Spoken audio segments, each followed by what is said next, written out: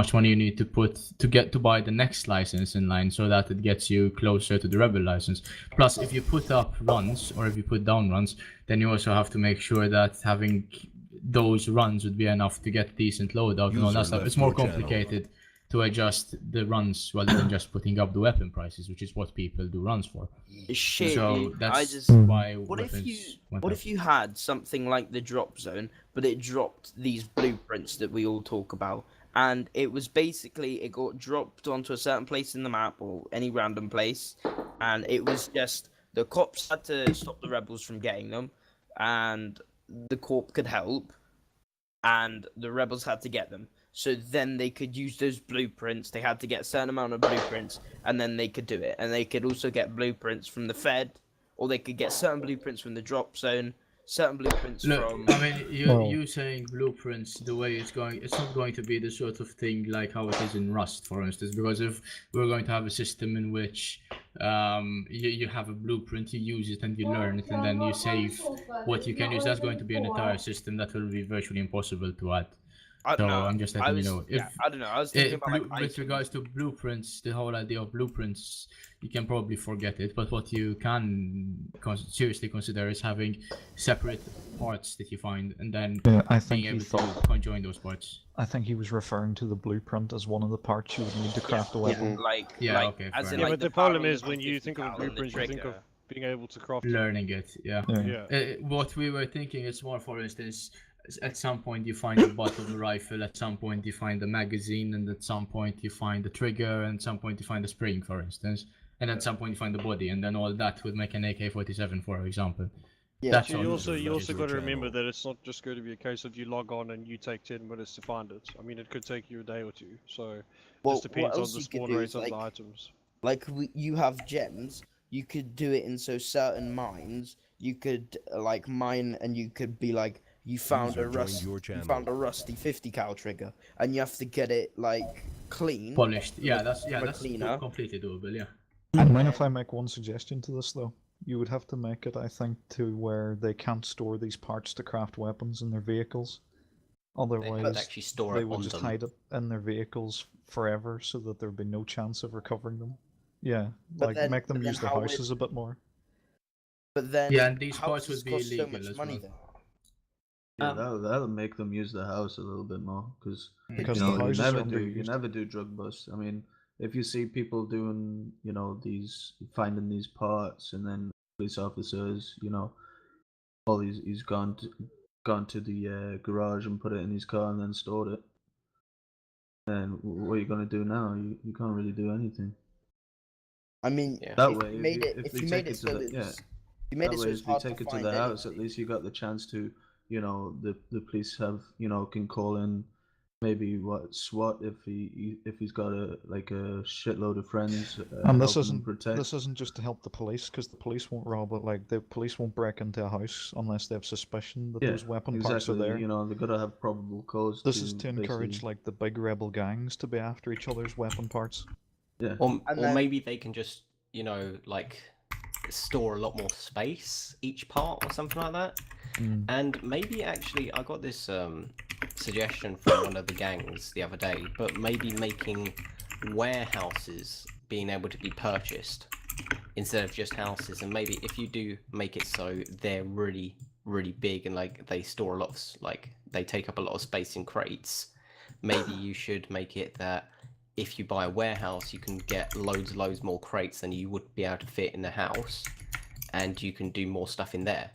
And That maybe does you sound can good. also get like, you know, Yeah. cleaners way, and stuff like that. And also depending on the thing I was also talking about, the business thing earlier, you could get like a what is it, business on top of your like as your company, but then behind the scenes you could be a weapons black market weapons manufacturing company or something like that, you know.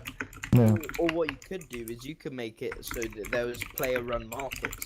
So like you used to have the auction house, there would be like a storefront of a gang. You could rent out buildings in Kavala, and that could be your store. And you could put whatever you want on there, and it could be, you know, players could come and buy, and maybe you could sell clothing for cheaper that was on, you know, Bruce's Outback or whatever. And if there was illegal things, the cop could attack it.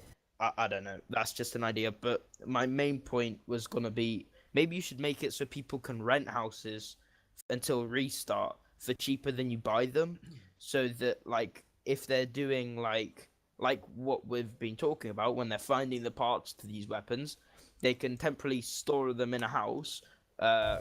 Because you know it's better to be robbed and lose 2 parts than it is to lose 8 parts. So you can store them in a house till restart and then sell them like that, or you could rent out a house and you could sell all this cocaine you had, then sell the meth you had to boost up the market.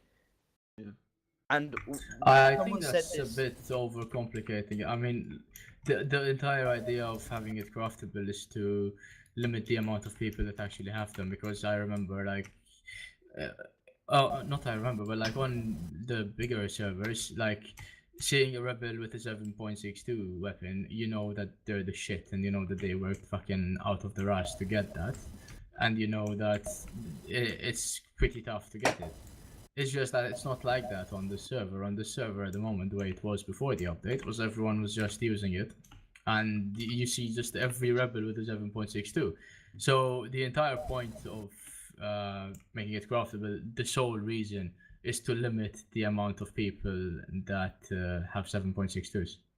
You know? I Yeah. like Nuggets, what is it, or Trumble's suggestion on making houses rentable.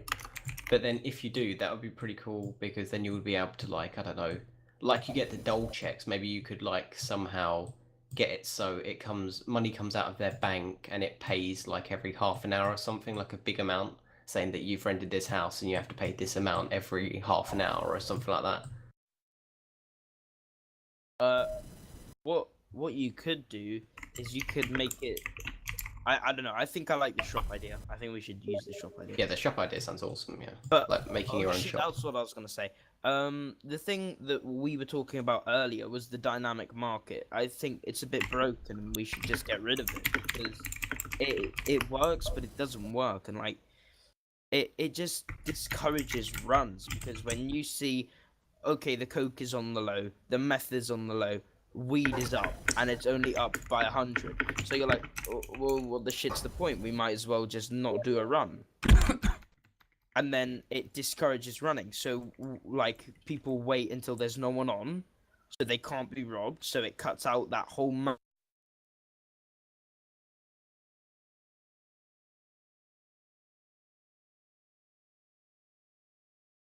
I don't know. I don't like the dynamic market. Maybe you can just improve it somehow. I don't know. Can I just say something regarding what we spoke of earlier with people outside the safe zone? I'm gonna take a shit. See you guys later. Literally 3 User minutes left ago, your channel. a typical example of what we talked about earlier is that 3 cops now went out of the safe zone to talk to 2 safes that were standing there with big guns. Happens all the time. The second they go outside and ask to see any license or anything, they get shot down. All 3 dead right outside the police HQ. Are you talking about the meme squad? I think I'm not sure. I didn't notice the names, but that's possible. But, I mean, that's the typical thing that happens when the cops are trying to go on patrol. People walk up with big guns, make the cops force the cops to initiate them because they can't just ignore it, and they just shoot them. No roleplay intended. They just want to kill. And just letting you know, that's breaking server rules. So if we have a That's- video of that's that, fighting that for the I will would have be recorded banned. it. I would have recorded it, but I didn't record at the time. Yeah, so I'm just letting you guys know because I've seen this happening a lot of times. Even cadets pulling over vehicles, asking for licenses, and just spraying them down. You need to, in roleplay, deny the request and do not do what they are telling you to do. And then you tell them, okay, so what? Like, you're gonna shoot me or something? Because if you are, then just put your hands up, or else I'm gonna kill you. You can't just fucking go out of the car and spray them down. That's not roleplay at all, and you can do that with any weapon at any price, even a pistol, to be honest. So it's not the weapon prices here that would cause the issue. It's just that simple the players.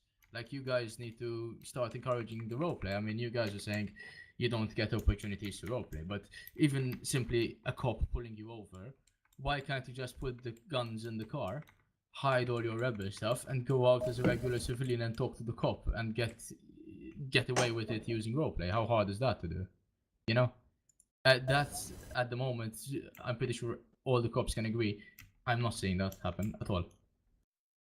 So that needs to start happening as well. Otherwise, like, who knows? Maybe we won't implement this crafting idea, or maybe we start raising prices up, or maybe we remove 7.62s altogether. That was the initial idea.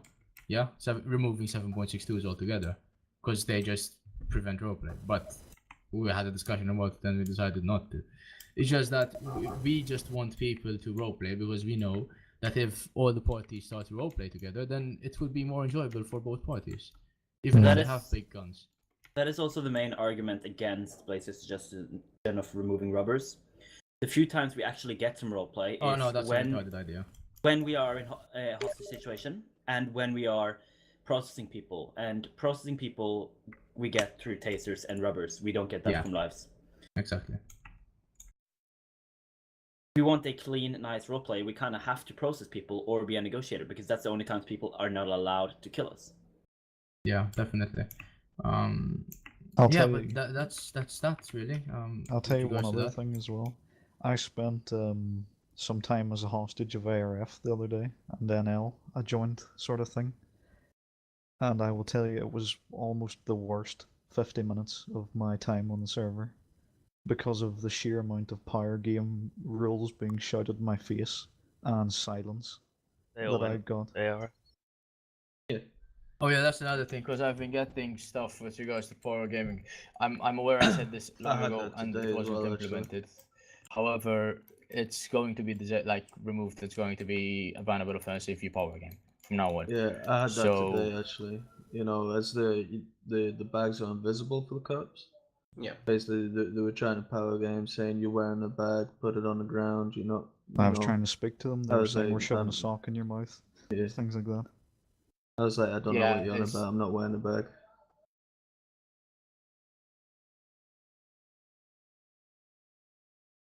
I want to roleplay and speak. Yeah, but if you take a hostage, you should be prepared to roleplay with that hostage. You shouldn't have him sit not just in a keep corner for and for 25 minutes. 2 hours. You want to make it trying to decide what to do. That should actually be a rule. You have to roleplay with your hostage. You can't just keep him for 10, 15, 20 minutes sitting there telling him to be quiet. I was being a cadet. My game had a memory error, and it closed my game. I went to their room and said, guys, I'm coming back. My game just closed down. I'm like, guys, I'm coming back. And then they were like, oh, you fucking, disconnected, combat logged and all this shit. At the end of the day, if I combat logged, I won't be coming into your room saying I'm coming back. I want to continue this role play that you guys, we're trying to do. So I think this first community ambassador meeting has been a somewhat success. Before you say that, let's recap on the changes and whether everyone's going to be happy with the changes, because it's just a clusterfuck of ideas at the moment. Yeah. So, to write it in stone, the following changes will happen. So, the prices for the guns that are in the regular Rebel license will be reduced to a reasonable price. So, I'm talking maybe 50k for an MX. We'll reduce it by 25%, so the actual increase would have been 50. Okay, there we go. So an MX, for instance, it will be down to 50k, and an AKS will be down to 35-ish k, 40k. Some of them will be less than 25 just because of the increases was too much. So that will just be mainly it will be up to our discretion. However, those are the sort of prices that you'll be looking at for those types of guns. With regards to the higher tier weapons, we'll implement a system in which they will be craftable via shipwrecks, or maybe some sort of vault test defended either by the cops or the corporation. What else? Yeah, power gaming. The rule will be implemented. Yeah, we'll look at it. Power gaming will be removed completely from the server, and this shouldn't happen again. It'll be just a straight up ban. Yeah, it will just be probably 6 hour, 12 hour. If you have both ways. If you want an addition in the server, such as, for example, a physical gag or chains, then you can bring it up in the suggestions, and we'll have a look at it. However, it won't be something, again, that will be added from today to tomorrow. It will take a couple of weeks to add in and have a look at, because yeah, we're limited to with regards to the people capable of doing that. What else? That's basically everything, right? Well, if there's a few things I could say. Yeah, I mean, with regards to the stuff that's already been discussed, is that everything, or is there something I'm missing? What about the idea I proposed during the beginning of the meeting, where I think a lot of people were in support of it, having instead of the gang hideout giving you access to legal firearms, give it access to a few basic rebel weapons. Actually, yeah, I think everyone liked that idea, didn't they? So you want regular hobos and civilians to have access to TRGs? TRGs, aka. It can be linked to a rebel license still, and a corp. Yeah, maybe, yeah. But just you can buy it there instead. You can make it so that you have to be a rebel to see and buy those guns. Yeah, if we can, but so the idea isn't to be able to buy it as a civilian, just to be able to buy it at that location. Yeah. So then, like, rebels can go over there and like buy it from there, but Is that only the idea, low tier. Is that the idea, Paul, or no? Or, well, I was thinking maybe I was thinking of giving it as a civilian option if they really wanted to go So you're out of comfortable with having hobos that just join the server access to TRGs? It's gonna be more expensive than buying it at the rebel shop, and it's maybe, an extreme way, like, oh, I'm pissed off, these guys are robbing my copper, I want a bigger gun to keep them off of me. That's another solution. There could be different prices there. If they have those guns, it would have to be illegal for those guns. It is illegal, but if they're out in the countryside dealing with copper, the cops aren't going to be all around them all the time, so it's almost like taking the law into their own hands. Yeah. However, it will still be illegal, though. Yes. Yeah, if they get caught, yeah. Maybe that can be done. It's just that probably the prices will be over 100k. Yeah, it'll be much more expensive for civilians, but it gives them an option. Anyway, so cool. All the higher caliber weapons will stay the price that it's at, but will most likely be craftable. We might actually include the Lynxes and all the 50 cals, but that might be a bit different. Maybe we'll just keep the spawn rate really low for items, so it'll be extremely rare to sort of get the items for that. But yeah, that's about it, really. Could we also possibly reintroduce what we did before, where sometimes the police transports a truck or something of random stuff? Definitely. That needs to be done very carefully, because the last time it was done without informing most of the head staff and chief of police. Yeah. And it ended up with a the clusterfuck. problem, I explained it in the forum chat. I don't know if you read about it. I know I'm being really skeptical and really negative about it. However, whenever we have an event, or whenever we had an event in the past, you always have a clan that's lost, and that